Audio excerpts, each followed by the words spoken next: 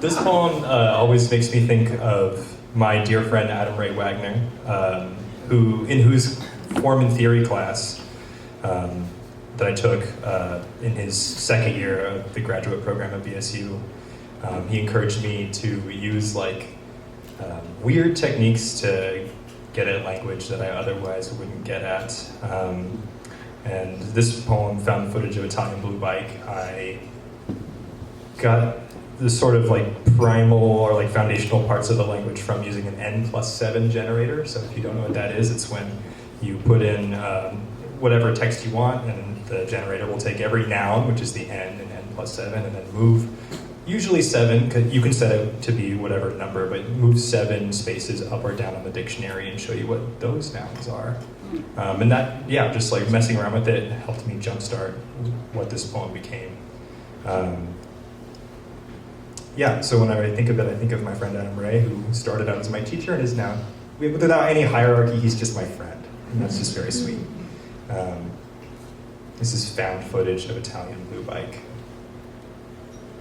Our river watches me ride along when it's lucky it spies me from below, rolling on the 1911 bridge, wheeled, tolling. I think of our points of view braided together in silted montage. I think of me dating the river, nodding dolorously as it babbles about its day and deers. I ride my howls backwards up, the streamers run sticks in the sand. I wedge my time spent in my spokes clicks as I carve a splash. I think of me spade in hand, the surf roam nodding to bird calls, eager as it backdrops. This is finally post-apocalypse. I ride my howls backwards up, the strides become burns, and I shudder to crisp, calorie-free carbon. I am quite uncomplicatedly fit for consumption. Our river licks me up and down, right and left licks me right. By my estimation, I needed to be sorted out. Collected collegiate in cellophane. Collect my energy, I need to be worked on. Curated life. Authorizing. Stop this now, I need stoppage. And how come nobody has offered me a glass of lemonade? Our river lazily wests my bike away waterway and flotillas. A careless cranberry bog bike doesn't need to tread tributaries. In this west, I want to feel as though I have an umbrella in me. A cocktail umbrella in me. Embellish me. I'm riding plainly. I'm starter up on my climbing for a broader vine spoiled with juice. I think villains of our polecats. I think of me dating a glittering roadster, freewheeling, holding chain linked round the middle of them. In wakes, walk, roar. Our own waterlogs the fragile lawn chair. It's weir to squibs and smolts, grasses, riding on the brim. I think of our policies a vineyard braided together in solution-rich primordial moorland. Our Rome life spans me up and a dozen ringleaders, exhausted, fall into the wayside. By my left there's you, cormorant. In my hands a soiling sapling shared with old mathematics, centennial arbors, hardness of scales, stones. Collect home my pay. Stop this now, for I soon feel it to scorn. I sing Kokomo in the eggshell with the other unhatched. That's where you want to go. I'm stay up on my pedals for a much better visit. I like the way people look bigger when I'm passing below them, like when they're on a bridge or when I peek through that porcelain crack. Thanks.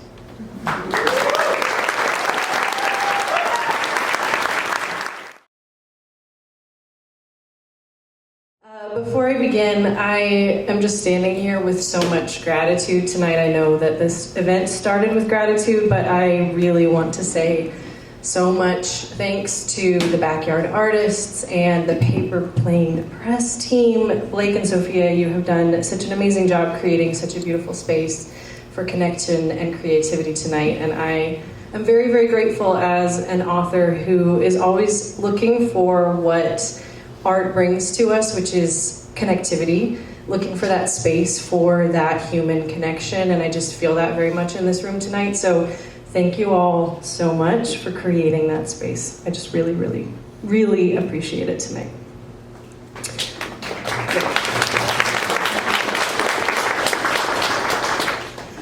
My writing, like the writing of many poets and authors, is most often prompted by the hardest times in life.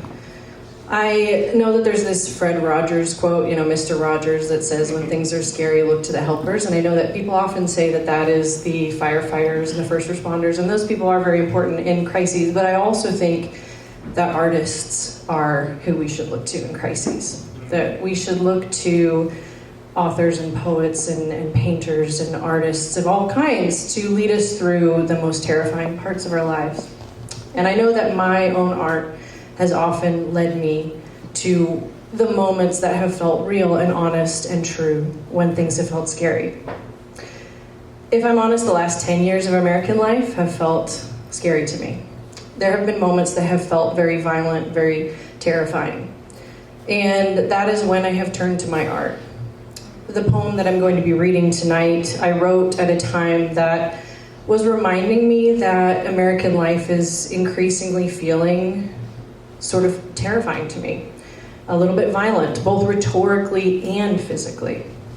And so I really appreciate all of you listening tonight as I share this poem, The Summer Before Dobbs.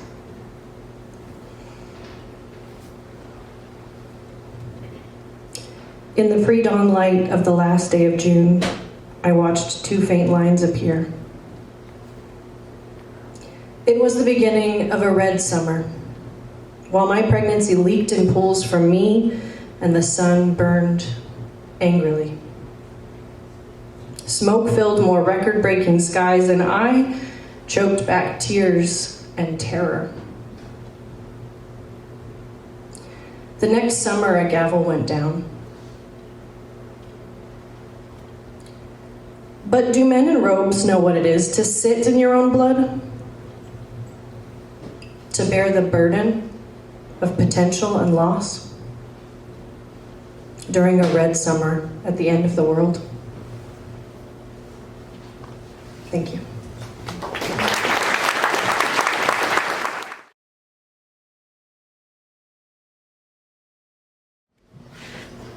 Not Blake calling me out immediately.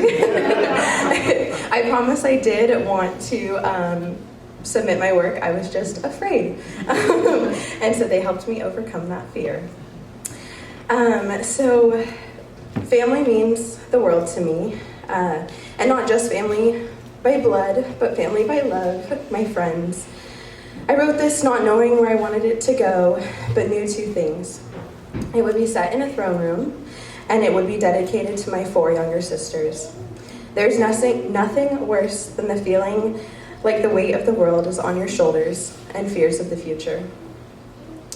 But on the flip side, there's nothing greater than the love and support of your community, lifting you up and being there for you.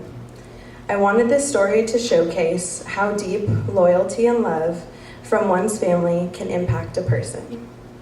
So without further ado, Whole and True by me. The role of a leader is the ultimate test of humility.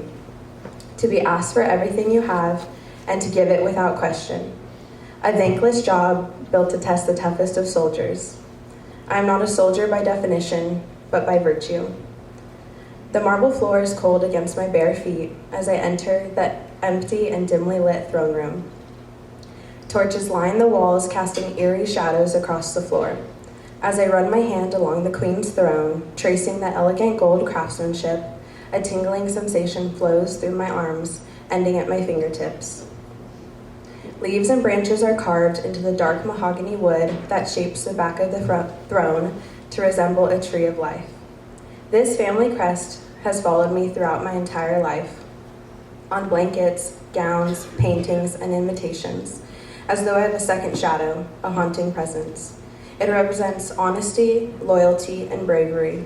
A fourth virtue is brought along by my darkened other half, protector. Tonight is a brisk one, A final switch has been made in the dreary, warm months, and I can feel the goosebumps raising on my skin. It is a welcome change. The suffocation of the hot days has felt like being crushed by the throne in front of me. To break my train of thought, I hum a tune my mother once used to lull me to sleep. The charm bracelet on my wrist jingles along in harmony. I turn in circles, watching the room spin and blur around me. Without the raucous noise of parties or meetings, I can hear my own thoughts for once. After months of being accosted at every corner by dignitaries, military officials, and my younger siblings, I can feel it. The hollow room in my heart with its own empty thrones. Waiting for my parents, the king and the queen, to return and fill the void, widening every day in their absence. Spin any faster and you might fly away. I stop mid-turn, my long braid slapping my shoulder, and look to the doorway where my sister's voice floats from. She smiles softly and continues, or maybe that was your goal. Only if you'll come too, I answer, mirroring her sad smile with one of my own. She walks over to me, her steps light and airy. Her shoulders seem bare compared to mine. Her nightgown swings around her loose frame, and I notice for the first time she is looking fragile. Ping. Another guilty coin into the wishing well of my hopeless heart. I want to tell her she needs to eat more, go to bed at a decent hour, and to watch out for the new horses in the stable. They are untrained, and I know how she loves them. Instead of saying any of that, I hold my hands out to her. Without hesitation, she grasps them, and I swing us around. Her feet stumble, but she rights herself quickly. A surprised giggle escapes me before I can clench my mouth shut. She stares at me wide-eyed, her gaze reminding me of a moon in an eclipse. Stunning and hard to look at until the right moment. Then her face splits into the most brilliant, beaming smile. It warms me to my core. She graces my ears with a bubbling giggle that would rival a small school child's. I can't help the true laugh that escapes from me in return. It is like every emotion from every day of the past 3 months is coming up all at once. The sorrow I have felt at our parents' death, the pressure to be the next queen, and my biggest fear of being the oldest child without anyone to look after me. The two people who were created to love and care for me have gone from this world. In their wake, they left behind 4 young children and an entire country. I am the firstborn. I have to dutifully step into my role as heiress, wear the onerous crown, and continue to love my family.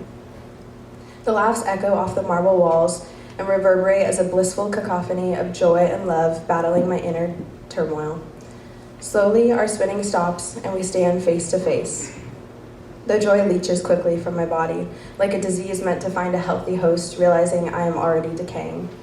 What if I am unfit to rule before I have even begun? I miss them, I hear myself say. They are words that had bounced around in my head, but I find myself keeping them under lock and key. Now is no time to show weakness. People need me to be strong. She nods in return, squeezing my hand. I miss you. My eyebrows rise at her words, and I quickly school my features. Ping.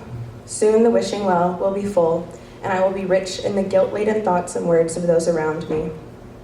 Will I drown in the well, or will I scratch and claw my way up the sides, fighting until my last breath? You have been a ghost walking these halls, here one moment and gone the next. We are worried about you. Clara's voice gains courage the longer she talks, and I realize she is afraid. Afraid to tell me how she feels. Ping. I am sorry, truly. You are one of the 3 people left in the world I love more than anything, and I want to be there for you. Let me help you. What can I do? I plead, almost begging. She sighs as if my words are exactly what she has expected. The ribbon in her braid is coming undone. Resisting the urge to retie it, I focus on her face instead. She has grown up tremendously in these past 3 months. Right under my nose, too. Her shoulders are set straight, and her face is free of the youthful ignorance of not knowing what this universe can take from you. Clara is only 3 years younger than I, but now it is evident the age gap outweighs the wisdom gap. She is catching up to me, and I hate it. I wish more than anything I could take back what the summer has done to her, demanding she returns to her childlike happiness. The universe is cruel in that way, though. It creates life and takes it back, all within the blink of a star. She locks her gaze onto mine, and I see the heady stubbornness of our father shining back. I don't need you to help me. We both lost our parents. I need you to let me be there for you and be there with you. A tear slides down my cheek. Before I can even think to wipe it away, Claire's hands slide out from mine and swipes it away with her thumb. She banishes it with a flick of her hand to the marble floor and whispers our family's prayer. Be still in all things love and loyal. Pray for me and those within, who are all things whole and true. She places the same hand back on my face, and I lean into the touch. I'm reminded of a time when we were much younger, sharing a bed because Clara was scared a lion was hiding in her wardrobe, ready to jump out and eat her. She had cried to me under the covers, wanting her parents to believe her. I had cradled her face in a similar way and told her I would always believe her, no matter what our parents thought. I would fight the lion for her. I would tame it so quickly she would be able to ride it like a horse, and it would be the newest house cat. She giggled at that notion. Back then I had thought she was being silly when she would roar as loud as she could if the lion tried to get me too. Standing here now, the realization dawns like a brand new sun ready to start the day. No matter what or who I am now, queen of a country or the oldest daughter of 3 younger sisters, Clara will be right by my side, ready to roar back, reinforcing the gates and driving back the wild beasts pounding at our walls. She is my bucket in the wishing well of life, making sure the water never gets too high where I can't still breathe. You are my love and loyal, I wish, and you are my everything whole and true, Clara promises. We walk out of the silent chamber as the first lights of dawn grace the earth below. One day, we might not be here, but for right now, I am okay. I have my sister.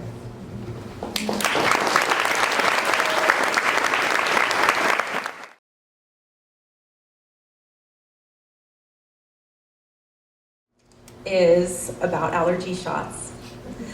I am a nurse in a past life. I don't do that anymore, but I feel like I still often see things through a medical lens. And anyway, my MO, I guess, when I write poetry is to write about something ordinary and make it weird. So this is allergy shots. My body is better suited to a sterile environment. I walk by the river and spend the rest of the day dripping with phlegm, chest spasming with coughs. At the clinic, pollen from the cedars and juniper we planted raises silver dollar welts. They hand me a folder and order me back. Twice weekly, I roll my sleeve to be injected with what turns my body inside out. Nettle, ash, Russian thistle, Blue Mountain fescue, essence of cat. A witch's potion sealing my blood oath. If I prick my skin 100 times, I can walk in the woods. I can breathe this world's air. Thank you.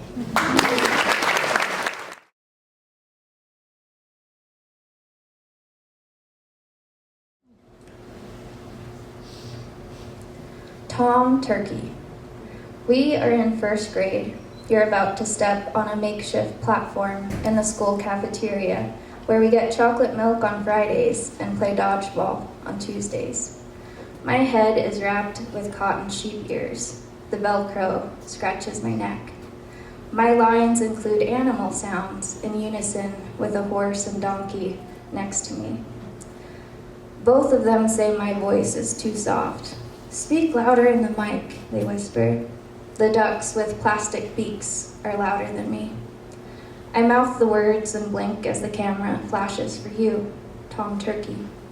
I watch how you wobble to your own mic, serenaded by giggles, your brown wings with yellow and orange tips of paper flap, and the audience roars with laughter. Before the show, Mrs. J stuffed a pillow in your coffee brown costume to fill out your belly. It wiggles as you walk. When we were lined up in the hall before our entrance, I heard the teacher say that you were ill. She called it stage fright. You hid in the corner as 2 teachers gave you a pep talk. But I saw tears slip down your cheek. You were scared. The adults walked back and forth. We can't have Tom Turkey's Thanksgiving play without the Tom Turkey. For a moment, I thought the show would be canceled and I'd get to shed my sheep ears. But you dried your cheeks, and here you are on stage with your kind eyes, the sweetness in your voice, and the confidence in your tail feathers, all which make the walls where we grow up echo with joy. I go back to this moment. You recite every memorized line perfectly. I watch from the paper barn in awe. I look for evidence of your fear, sadness, but all I can see is a wild turkey strutting across the stage, and the audience, all our parents and family, they laugh out loud and clap for you. Then Farmer John appears on stage with a paper hatchet. We, all the farm animals, sing in unison. No, Farmer John, Tom Turkey wants to live. We shout, run, Tom, run! The farmer's coming! You, Tom Turkey, blink and flee to the crowd and say, I don't want to be eaten. We giggle as you run in place and evade hungry Farmer John. I was the sheep, you were the star. I wonder now if your first performance was the moment we, all the pigs, geese, horses, and chickens and sheep, became your loyal audience. We saw you as the one to make us laugh, and 11 years later, we voted you to be our prom and homecoming king. You were the quarterback, the point guard, an all-star wrestler, the first chair saxophone player, an honor roll student, the commencement speaker, baseball, track, and field, and most of all, a friend to all of us animals and farmers. The geese, the sheep, the horses, the rooster, and pigs. No one else could stop a fight between a goose and a cow, or make a donkey and a chicken play as a team. It seems every yearbook page captured you. My name was listed after yours, alphabetically speaking. You led every year. I looked ahead. You always checked over your shoulder to guide me in spelling bees, pop quizzes, telling time, essays on historical figures, memorizing the Gettysburg Address, and reading book reports. You taught me how to throw a football, coached me in trigonometry, bandaged my hand when I fell. We read the classics together. You hung my drawings in your locker. And on graduation day, you showed me how to shake the right hand of the principal and grab the diploma with the left on stage and smile for the town. And when there was a delay before my name was called and the audience started to whisper, you yelled my name to the principal and cheered, and soon the whole audience clapped. Now I think about that moment when your shoulders were rounded, head down, hands wiping tears in the hall. I've thought of all the years we shared in classrooms, basketball courts, bleachers, buses, playgrounds, passing notes in halls, solving equations and laughing, always smiling, competing at state, playing music on the Capitol steps. Before you were Tom Turkey was the only time I saw you cry. I hate that I told you not to be afraid, that you were brave and smart. No one else could memorize all of Tom Turkey's lines like you. We needed you to be our Tom Turkey. But what if someone else had stood in as Tom Turkey that day? At night, I lay awake and wonder if things could have ended differently. Sometimes I imagine I step forward and say, Mrs. J, I'll play Tom Turkey. I'll read the lines and be loud. William can sit with his family. It'll be okay. Please don't make him act. He'll get too good at stuffing away his sadness and we won't notice. I wish I'd given you a hug and said, you don't have to pretend. We can protect you from Farmer John. But please remember, we are silly barnyard creatures and we'll believe you even when you're not okay and say you are. It was almost 4 Novembers ago, Tom Turkey went into an empty barn. The farmer came, and I was just a sheep the town wanted to feast. We wanted you happy, we wanted you alive, but you served yourself on a platter, and the grief is hard to swallow. Thank you.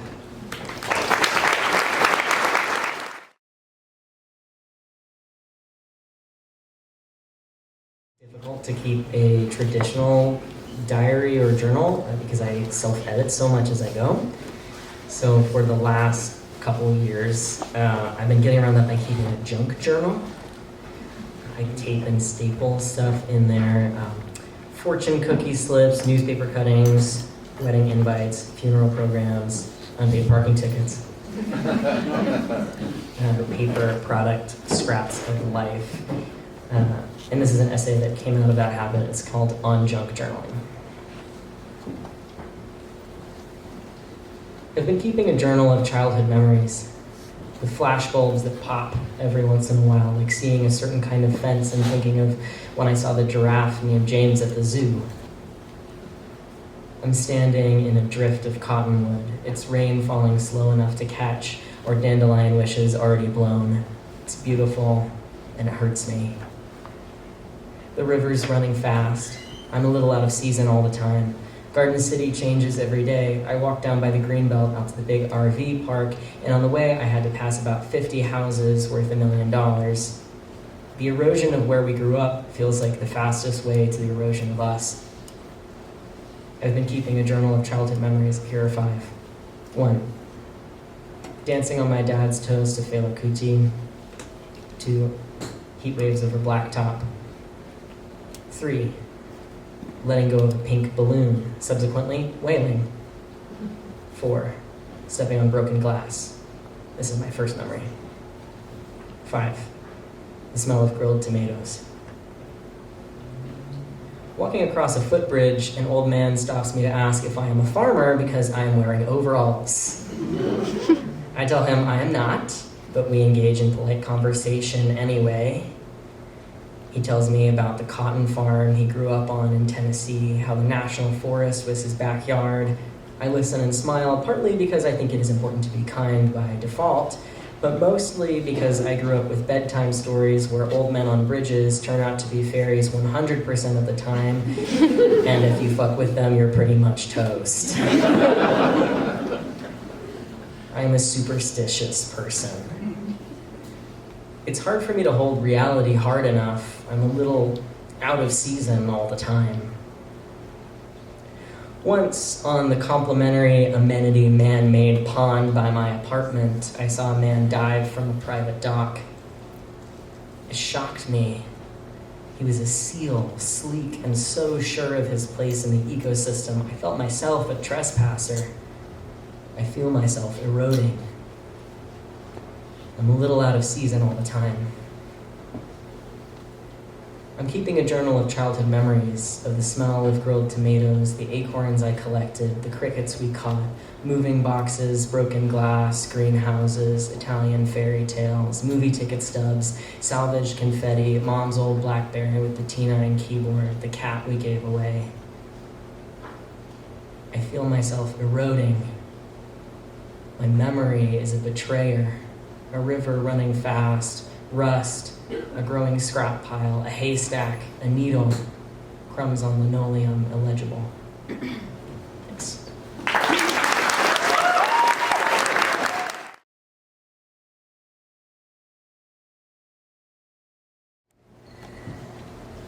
The damp, salty choke of the ocean air grabbed at my face as I stared across the water. Wrapped in a bubble of fog, the faint smudge that was Alcatraz Island steadily grew closer. Among the other eager tourists, the rumbling metal ferry was hauling me and my entire 5th grade class through the waves. We were all on the way to see an art exhibition titled At Large, Ai Weiwei on Alcatraz Island. Ai Weiwei, as we had learned the week before, is a Chinese political artist. His work focuses on the contrast between freedom and oppression. He is also a longtime critic of the Chinese government, which heavily reflects in his art. A horn sounded, and my teacher started to gather all of us into a group. The prison warned closer, closer and darker. I stepped off the ferry platform onto a concrete landing. The salt had my hair sticking to my skin, and I was ready to go inside. Wandering through the cell block, I felt so small. Ai Weiwei's choice of location couldn't have been better. Iron bars mottled with rust rose up all around us. Gray light barely filtered through narrow slits in the walls. The cell doors rattled and clanged with the stomach pit promise of ghosts. 2 of the cells were set up to look like they were still in use. A few more were set up with nothing but a single metal stool. This was the first exhibit. Stay Tuned involved sitting inside the cell, listening to recordings. The door was open, but if you tilted your head and looked through the bars, the empathy would strike you. I knew the prison wasn't operational, but I was all too ready to step into the shoes of those who were there before me. It was chilling. In 2011, 4 years before his exhibition on Alcatraz, Ai Weiwei was arrested in China for inconclusive reasons. The Chinese government claimed it was tax fraud, but many others suspected that it was actually because of his protest art. When he was released, his passport was withheld until 2015. Since he couldn't leave the country, the entire exhibition was curated through phone calls and closed borders. He never got to experience what he laid out for people like me. In my cell, I listened to a recording of children playing and laughing outside. They sounded free. After a few seconds, I had to leave and give someone else a turn on the stool. After that, we moved on. The next exhibit was the one I was looking forward to the most. That was because, in class, we had learned that there would be a piece made of Legos. My 5th grade brain was not yet mature enough to realize that the piece would be so much deeper than that. It was called Trace. The expansive floors of one of the halls was filled with Lego portraits. Each was intricately designed and showed a different political prisoner. Directors of the piece said that it took around 7 months to select the people they wanted to recreate. The chosen included both current and former political prisoners. I was in awe of how this random prison floor could turn into something so detailed and meaningful. We tend to think of prisons as places that lock, not liberate. However, as a former political prisoner himself, Ai Weiwei knew exactly how to balance our expectations with his lived experience. As we made our way through the room, I tried to read as many of the names as possible. Some of them I knew, some of them were strangers. All of the portraits were beautiful. We snaked through the different prison blocks looking at all the art pieces. We saw a winding dragon kite confined by prison bar windows with wind, a reflective metal sculpture, refraction, and a door, left slightly ajar, illumination. Like everything else we had seen, these pieces did not stick to a particular medium. Instead, the art was suited to the room it was in to create the most powerful message. Though he never got to see the space, each piece highlighted the prison atmosphere perfectly. They all reminded me that for a while, Alcatraz really did function as a cage that let no one out of its walls. This was no longer true. Finally, we'd make it to what would become my 2 favorite pieces. They were titled Blossom and Yours Truly. Blossom was located in the medical wing and consisted of the plumbing fixtures filled to the brim with porcelain flowers. Though Ai Weiwei designed them, many other artists actually assembled and placed the flowers in a show of ironclad solidarity. I could have stood there forever, admiring the glow of their ghosts. Growing up, I only heard about Alcatraz's history, the people it held, the wars it fought. I knew it as a place of mistreatment and mystery. I knew it as a place of the past. However, as I looked around now, I saw art and I saw people. So many vitally curious people who had traveled here freely to experience the story of someone who couldn't. Someone we would never meet. These delicate flowers represented vitality and trust in a place that once spilled their opposites. The inert porcelain blooms sure lived up to their name. Somewhere deep and stable, hope was blossoming. I began to realize that the prison wasn't a relic. Alcatraz is still alive. Held in the dining hall, Yours Truly was the title of the final exhibit we visited. Thanks for using your voice, and may it continue to echo with all of ours. The long tables were covered in blank postcards that guests could write messages on. Thank you for your courage, conscience, and resilience. There was a booklet on one of the tables that had information about the potential recipients. Things need to be known. The people need to be heard. When I opened it, instead of pictures of real people, I was met with the Lego portraits from earlier. The cards were going to be sent to current political prisoners. No words can sing more true than the person you have chosen to be. Though Alcatraz is a prison of the past, the issues the island has long since locked away are still heaving in other parts of the world. Ai Weiwei brought that home, open to participation. Yours truly sent almost 100,000 postcards. You're a person I'll never meet, but the human idea of working for freedom and liberation from oppression links us as people, living and breathing on this planet. From someone you've never met, thank you. And thank you, guys.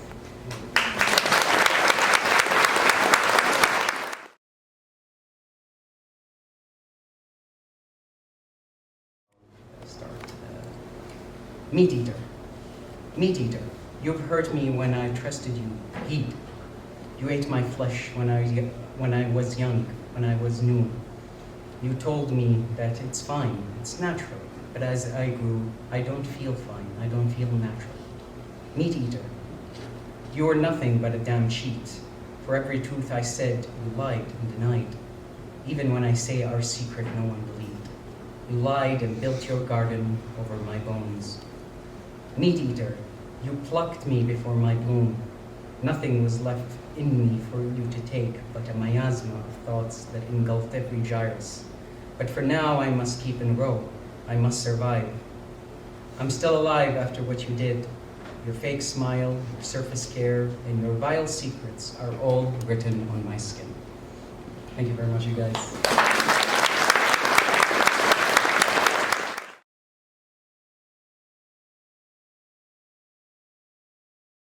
Warm and well worn.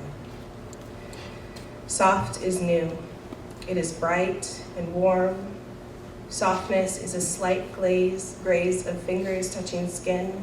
It is barely their kisses on collarbones and warm, soft exhales on a cool neck. Soft is not fully understood. It is a brushed violet in olive tones, a love so smooth. There is understanding and give. A savory slowness, sweet, like molasses. It is a soft French light of sun, warming bare bodies. Soft as water in a slow-moving creek, meandering here and there with no intention to carve out a path. Mossy rocks and cool, clear water in a glacial lake. Give me this soft, so I can taste the difference between love and lust. Lust, which is quick and runs dry easily, who is sharp rocks under bare feet, running towards home. Running hot with red and cold with blue, lust is quickly forgotten. It is a cheek slapped, quick and blushed. Allow me to feel one while not forgetting about the other. I am too easily confused. Thank you.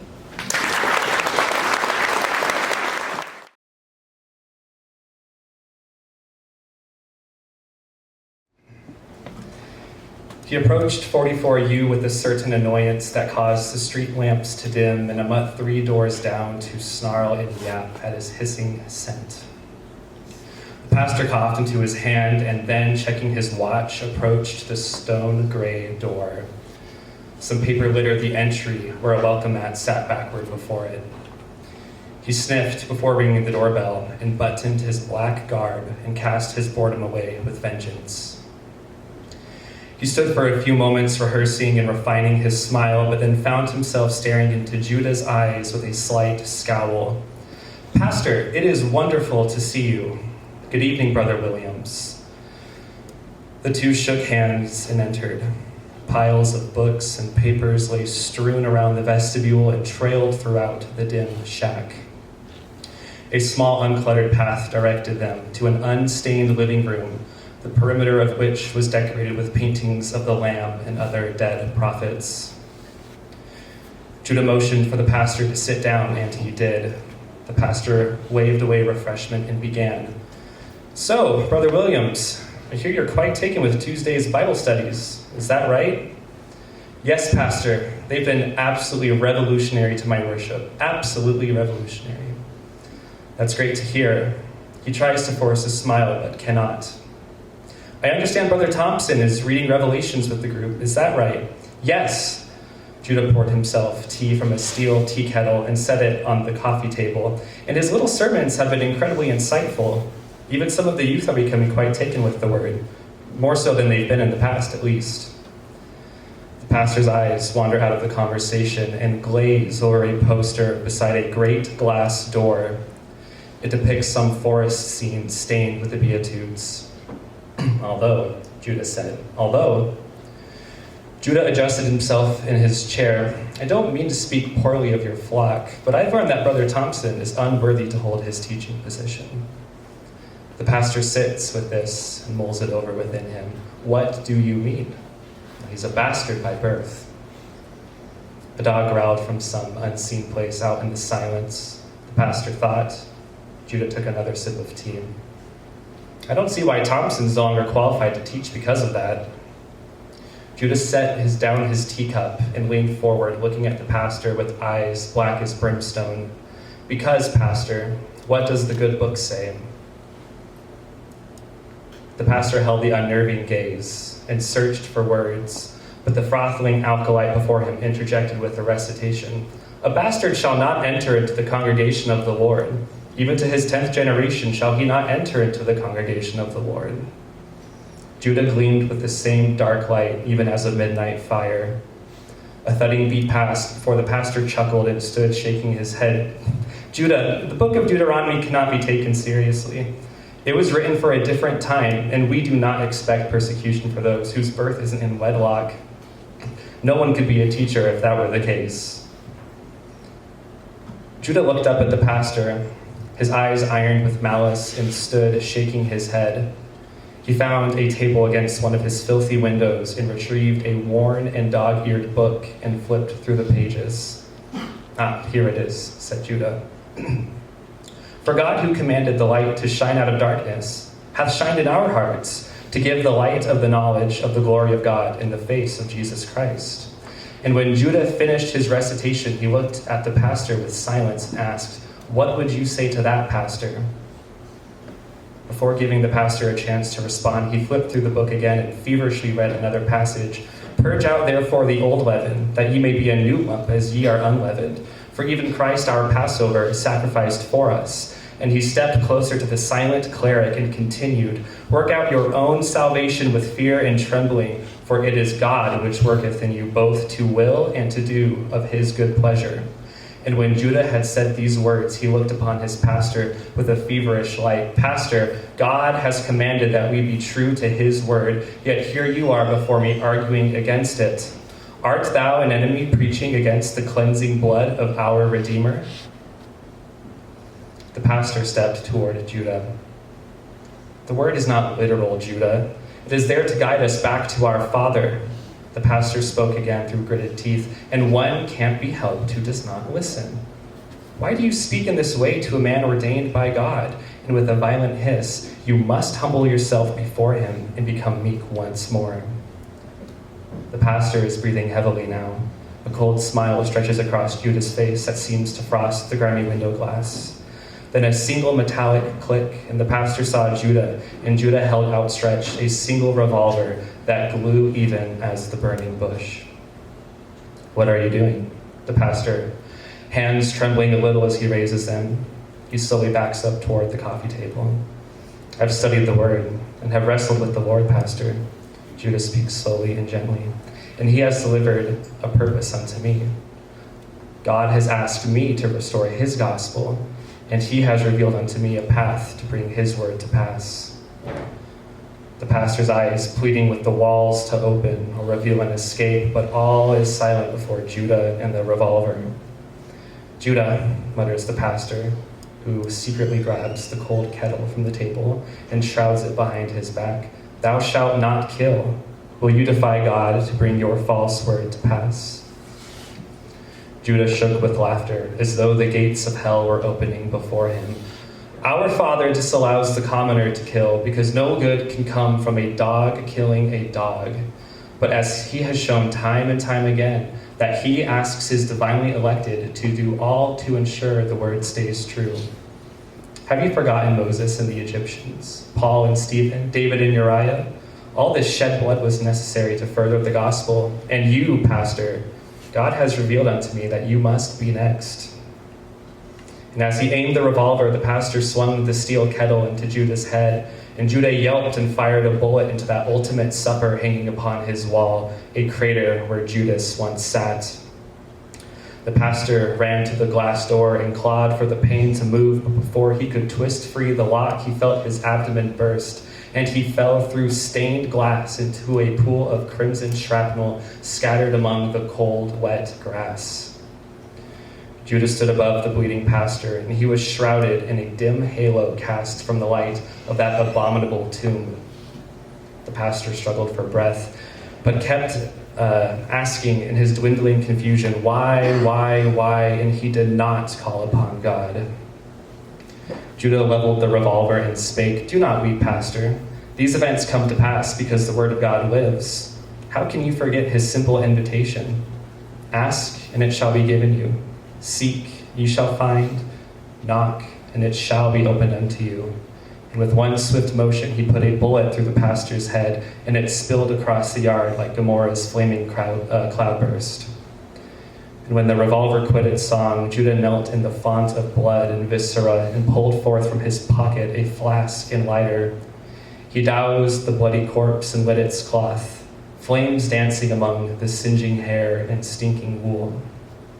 And he bowed his head before the glory and muttered strange words, cold and quiet, crawling into the silent firmament above. Thank you.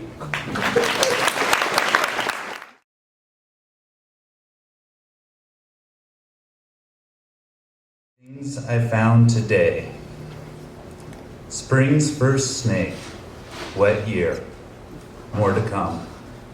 Wild grain, ankle high, neon in the evening sun. Duns, pale evening, a light hatch, temp snow rises. Songbird speaks plain English. I mutter lonesome broken bullfrog. Fingers scrawl, barely legible. Lips release the souls of cigarettes. Slowly, pause, continue.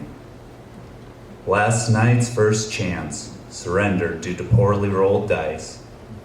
Polar caps and high desert salt flats, basically the same, only as different as you and I. I've seen this color before. She was wearing it that day. I faltered. Standard operating procedure. These things. 2 geese, but 6 is for goose. Constantly contemplating. Tensile strength of hope. The emptiness of love. What to eat for dinner. Thank you.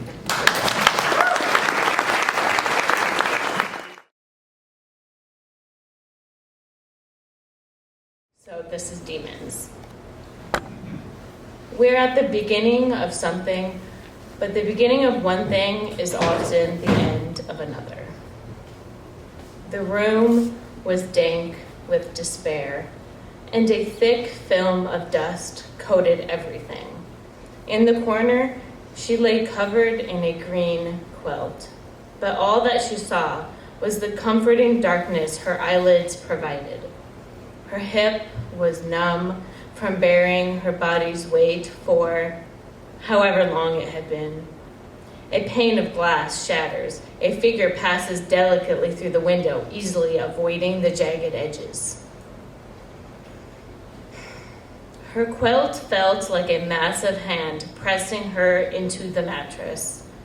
She imagined that her body became so heavy that it fell through the bed frame, through the wooden floor, through the house's foundation, and into the ground until her skin singed and melted into the earth's burning core. The fantasy brought her some comfort. Outside, the wind screeches through the trees and whips their branches against the side of the home. The pain in her bladder pinned her to reality, and the only thing preventing her from disintegrating like an old leaf in a gutter. It almost took her breath away, if there was any to spare. Her breathing was shallow, as though it was unsure of continuing. But at the last second, the weight in her chest lifted just long enough to permit air. The stairs groan and cry at each footstep, stained ruby with the sins committed only moments before.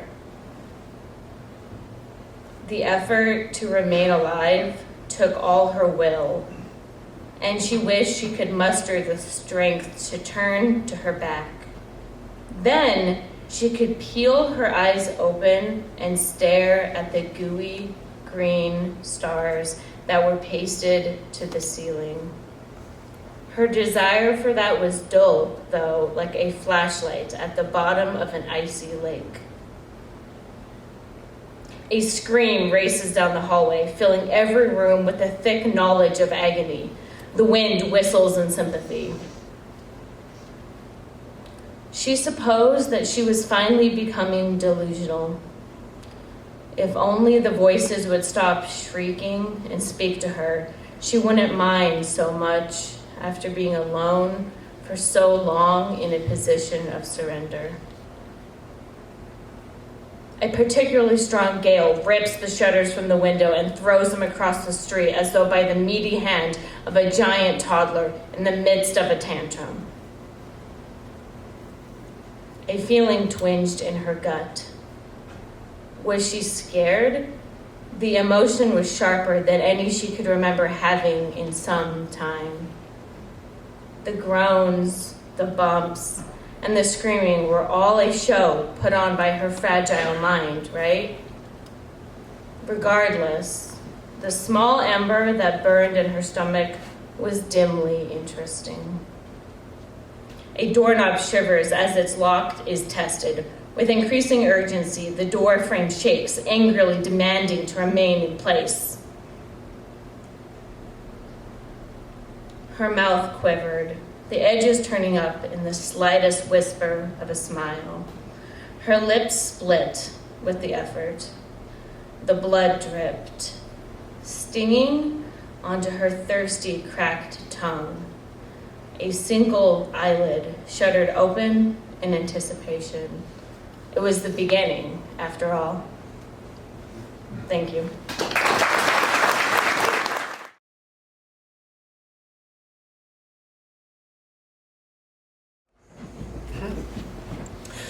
All this talk of dimensions is interesting, don't you think? A dimension is simply the measurable extent of something, the length, breadth, height, depth. What's the dimension of a life, do you suppose? Are we made up of all those measurements, or is it something more? Perhaps we're made up of hundreds of thousands beginnings and endings, all encompassed in the span of one great beginning and one definitive ending. I heard you die twice, once when they bury you in the grave, and the second time is the last time that somebody mentions your name.